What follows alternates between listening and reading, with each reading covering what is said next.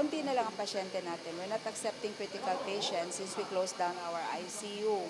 So yung natitira natin dito, 9 na lang sila lahat sa labas. Ang maraming patients natin is in the auditorium, yung ating OB wards. So the OB wards is there, the delivery room is there, the neonatal ICU is there. Kasi hindi naman pwede hindi namin asikasuhin whatever babies will arrive. No, hindi naman natin pwedeng piliin na lahat term. So we have to take care of the preterms also. But as soon as we take care of them, we refer them to either Soto or CPH Danao.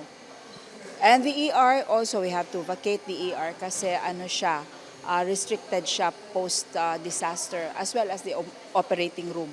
The operating room, we have one. It's there in the outpatient department. And so far, since disaster, we have already catered to 19 surgeries na.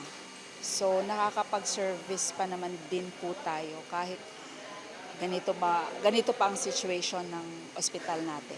Wala naman po tayong major structural damage. Lahat po ng damages natin ay ano lang siya, non-structural, yung mga plasters lang according to the DPWH.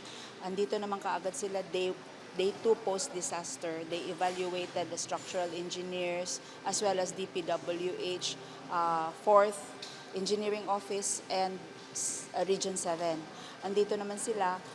As you can see naman, intact lahat ng mga glass fixtures natin. So I'm so relieved. Pagka-critical, refer. Pero kasi ang tao, ayaw nilang iwanan yung that's our issue talaga, na ayaw magpa-refer. So pag ganun ang nangyayari, they will have to stay at the ER and then we'll just have to wait it out. We are beyond grateful, no, sa lahat na mabilisan na pag-repair ng mga damages ng hospital. We are beyond grateful. And ang bilis talaga.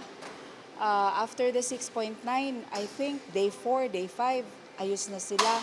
But when the 5.8 came, so hindi naman malaking damage, pero nasira na naman. So back to square one na naman yung ating mga contractors. Pero okay lang naman sila, mabilis lang naman silang gumawa. So thank you so much. I think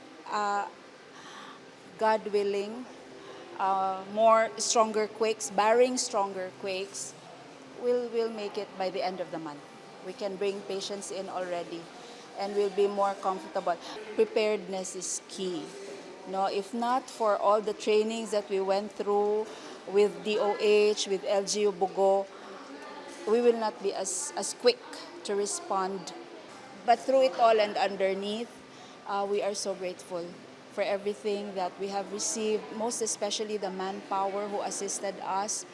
On the second hour lang ng disaster, andito na kaagad sila. So we are more than grateful. Beyond grateful, yun talaga ang hashtag namin dito.